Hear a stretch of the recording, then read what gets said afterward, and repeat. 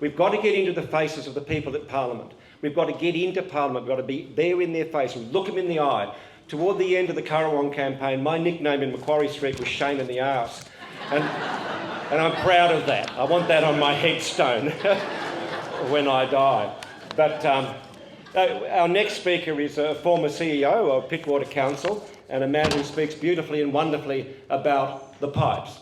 And the pipes around here, Angus, the pipes are calling. And we're calling you to speak now about our infrastructure. Can we please welcome Angus Gordon? We're in a situation, aren't we, where we have got a government that's managed to perfect planning without infrastructure. And that's the real problem that we are facing. Today, I'm going to just talk to you about some of the infrastructure. I'll just start off by skipping around. If you want to really get a good example, who would build a hospital at the far end of a road that was built in a creek? Because that's what Wakehurst Parkway is.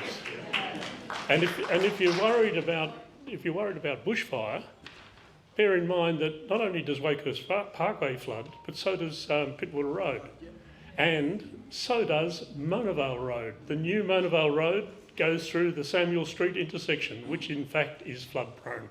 So not only do we have a situation of fire, but also flood. What kind of people is it that thinks this is okay?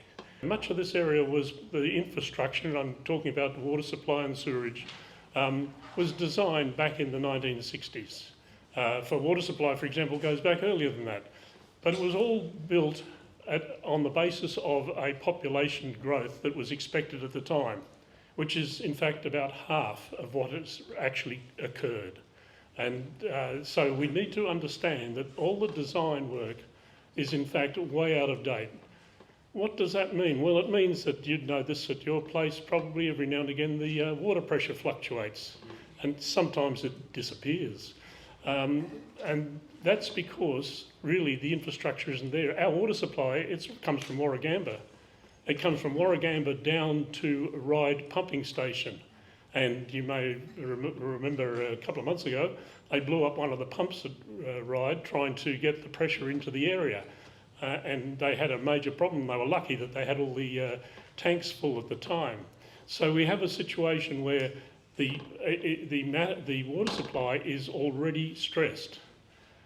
That was demonstrated very well in the 1974 bushfires when they in fact had to turn off the water to whole suburbs to be able to get sufficient water to fight the fires, only the fires at Eleanora, where we lost over 30 houses.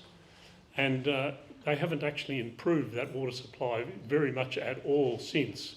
So we have an inadequate water supply and it's not been upgraded to match what's already here, let alone anything coming. But it's worse than that, because many people don't realise we have over 1,000 properties in this area that do not have town water supply or sewerage. Over 1,000. Now that's incredible, really, if you think about it. And by that I don't mean houses, the new houses like in Warriewood Valley or anything like that. I'm talking about places that were subdivided 100 years ago. Houses that have been there for 40 or 50 years and are still not connected. So regardless of what Sydney Water wants to tell you, the fact is we've got a massive backlog of infrastructure that needs to be attended to. But if you think the infrastructure backlog in water supply is bad, try the sewerage. The Warriewood treatment plant was never designed for the size of population that we have now, let alone extra people. What does that mean? It gets overloaded. What does that mean? When it rains, in fact, they have to bypass most of the plant. They can only do the primary treatment. They have to bypass the plant and directly discharge into the ocean. Where do they discharge into the ocean? In the surf zone of the beaches.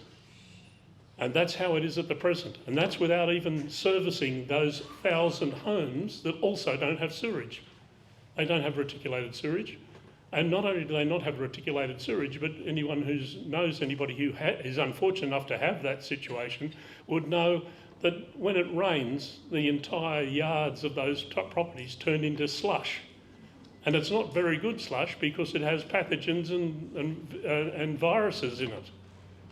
And if you look at some of the areas, because we have a clay and sandstone base, if you look at some of the areas, you find that during and for a period after rain, you actually get sewerage running down the streets.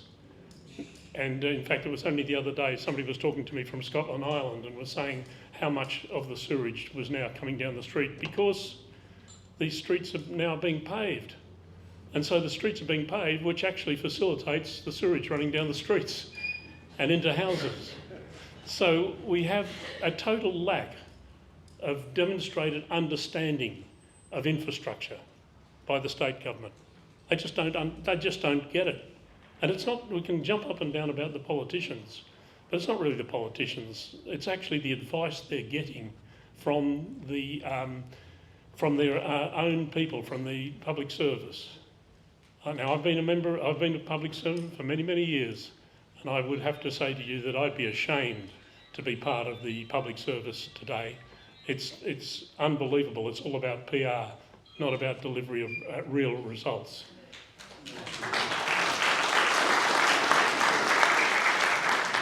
And so we have this situation of at Warriewood, at the STP, the sewage treatment plant, which was built in the early 70s, and it does bypass from time to time. That does go into the surf zone.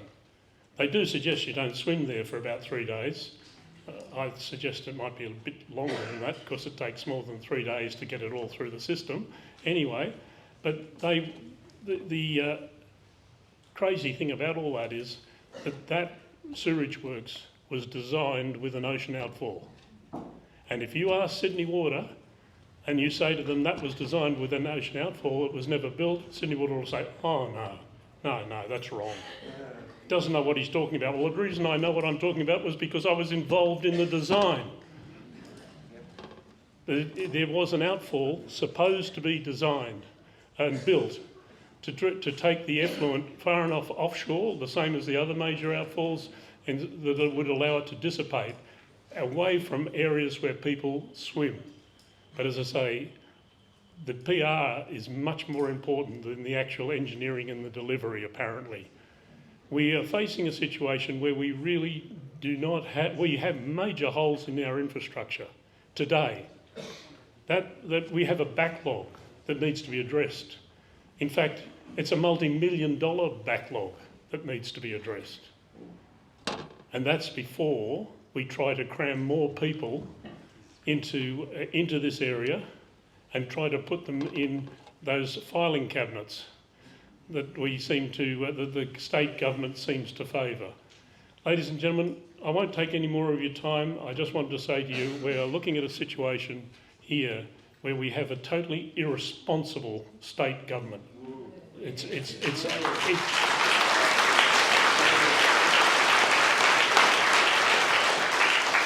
is negligent to push more people into places where there is not the infrastructure, where it's already well behind where it should be. Negligent. I agree with what Jackie was saying, and I think what John's saying, and you want to do things, then we need to combine with other people elsewhere in the state where the government is going to be concerned about losing votes. We need to not worry about whether or not we're safe here. We need to really push hard right throughout the state because we need to ensure that the state government understands that providing infrastructure is the key to planning. Thank you. Yeah. Well done, Angus. So from the river to the sea, we'll be swimming in pee by the look of it.